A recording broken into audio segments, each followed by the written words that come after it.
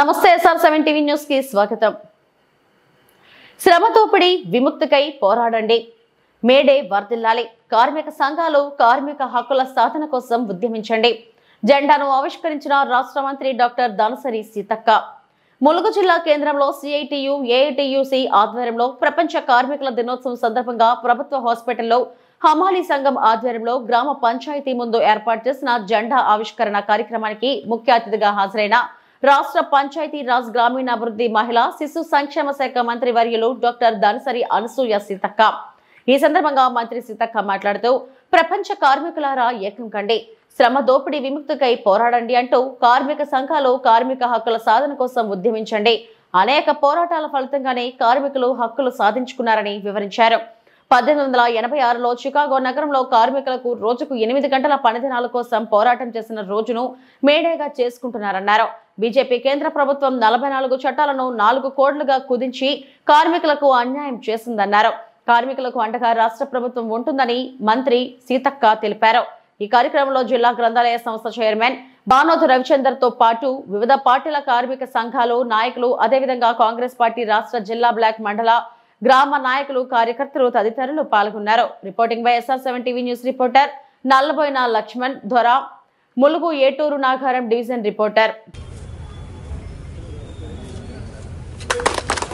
వర్ధిల్లాలి ప్రపంచ కార్మికుల ఐక్యత, వర్ధిల్లాలి ప్రపంచ కార్మికుల ఐక్యత, వర్ధిల్లాలి మేడే, వర్ధిల్లాలి మేడే, వర్ధిల్లాలి ప్రపంచ కార్మికుల ఐక్యత.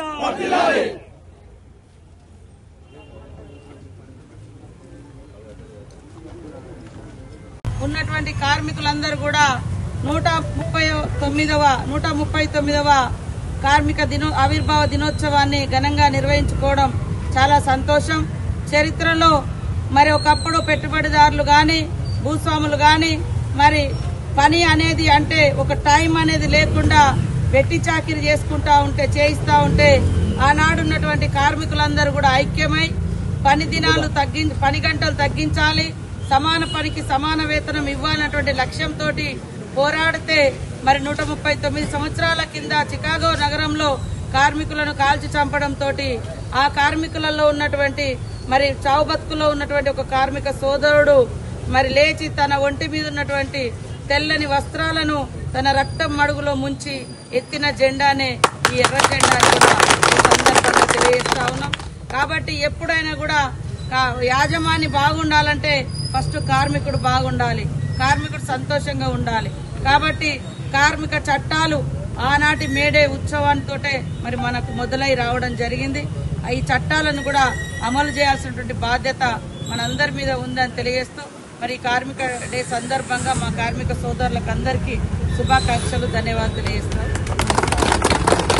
మరి పనిచేసేటువంటి కార్మికులను కర్షకులను గౌరవించాలి, వాళ్ళ కష్టానికి తగ్గటువంటి వేతనాలు ఇవ్వాలి, గుర్తింపు ఇవ్వాలి. అదే మనం మేడే యొక్క లక్ష్యమని ఈ సందర్భంగా తెలియజేస్తూ అందరికీ కూడా మేడే శుభాకాంక్షలు, ధన్యవాదాలు.